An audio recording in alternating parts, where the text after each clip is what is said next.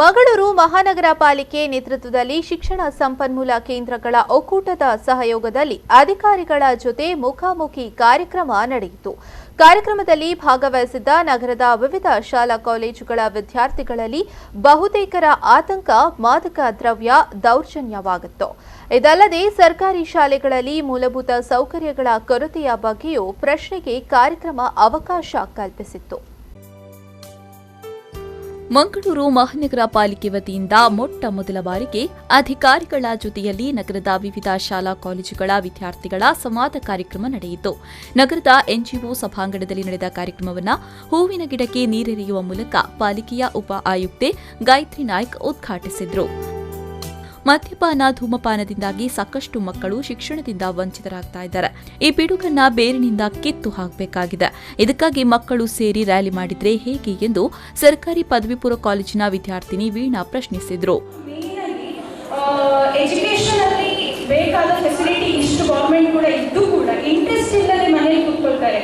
ಅವರಿಗೆ ಇಂಟ್ರೆಸ್ಟ್ ತರಬೇಕಂತ ಹೇಳಿ ಅವರ ಫೀಲ್ಡ್ಗೆ ಈಗ ಎಂಕರೇಜ್ಮೆಂಟ್ ಇರಲ್ಲ.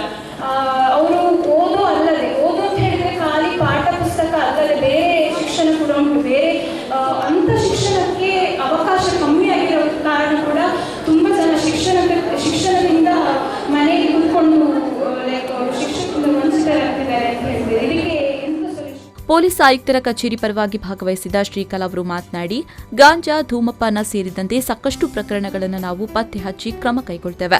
ಇದೇ ವೇಳೆ ಕೆಲವೊಂದು ಪ್ರಕರಣಗಳನ್ನು ಭೇದಿಸುವ ಸಂದರ್ಭ ನಮಗೆ ಹಿರಿಯ ಅಧಿಕಾರಿಗಳು ಅಥವಾ ವ್ಯವಸ್ಥೆಯಿಂದ ಸಹಕಾರ ಸಿಗದೆಯೂ ತೊಂದರೆಯಾಗ್ತಾ ಇದೆ ಎಂದು ಅಸಹಾಯಕತೆ ವ್ಯಕ್ತಪಡಿಸಿದ್ರು. ಮಕ್ಕಳು ಡೈಲಿ ಬಂದು ಅದನ್ನ ತಗೊಂಡಿದ್ರು, ಸಿಗರೇಟ್ ಮಾಡ್ತಿದ್ರು. ನಾನು ರೈಡ್ ಮಾಡ್ಲಿಕ್ಕೆ ಹೋದೆ, ಹೇಳಲಿಕ್ಕೆ ಹೋದೆ.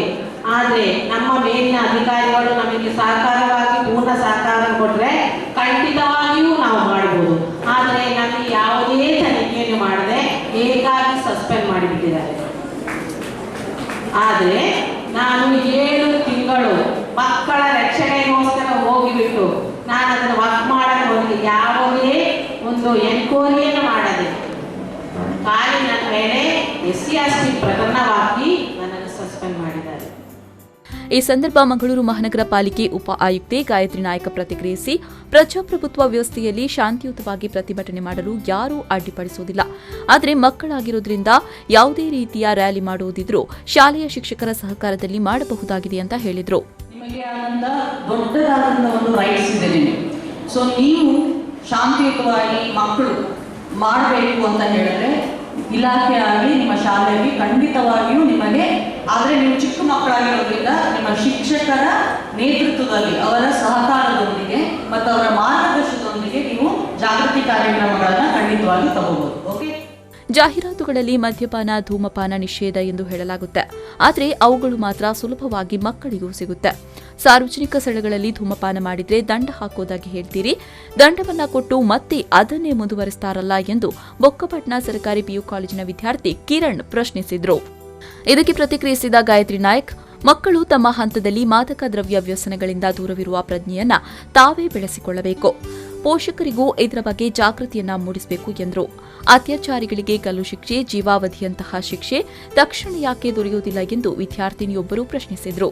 ಕಾರ್ಯಕ್ರಮದಲ್ಲಿ ಬಾಲಕಾರ್ಮಿಕ ಇಲಾಖೆಯ ಯೋಜನಾ ನಿರ್ದೇಶಕ ಶ್ರೀನಿವಾಸ್, ಮಂಗಳೂರು ಮಹಾನಗರ ಪಾಲಿಕೆಯ ಆರೋಗ್ಯ ಶಿಕ್ಷಣಾಧಿಕಾರಿ ಜ್ಯೋತಿಕೆ, ಜಿಲ್ಲಾ ಮಹಿಳಾ ರಕ್ಷಣಾ ಘಟಕದ ವೆಂಕಪ್ಪ ಎಂ, ಮಂಗಳೂರು ಉತ್ತರ BEO ಆಶಾ ನಾಯಕ್, ಕೆಎಸ್ಆರ್ಟಿಸಿ ಸಹಾಯಕ ಟ್ರಾಫಿಕ್ ಮ್ಯಾನೇಜರ್ ನಿರ್ಮಲಾ, ಮಂಗಳೂರು ಮಹಾನಗರ ಪಾಲಿಕೆಯ ವಲಯ ಆಯುಕ್ತ ಅಬ್ದುಲ್ ರಹಿಮಾನ್, ಸಹಾಯಕ ಕಾರ್ಯನಿರ್ವಾಹಕರಾದ ಇಂಜಿನಿಯರ್ ನರೇಶ್ ಶೆಣೈ, ಇಂಜಿನಿಯರಿಂಗ್ ವಿಭಾಗದ ರಘುಪಾಲ್, ರೋಜ್ಗಾರ್ ಯೋಜನೆಯ ಚಿತ್ತರಂಜನ್, ಜಾಕಿರ್ ಹುಸೇನ್ ಮೊದಲಾದ ಅಧಿಕಾರಿಗಳು ಹಾಗೂ ಶಿಕ್ಷಣ ಸಂಪನ್ಮೂಲ ಕೇಂದ್ರಗಳ ಒಕ್ಕೂಟದ ಪದಾಧಿಕಾರಿಗಳು ಈ ಸಂದರ್ಭ ಉಪಸ್ಥಿತರಿದ್ದರು.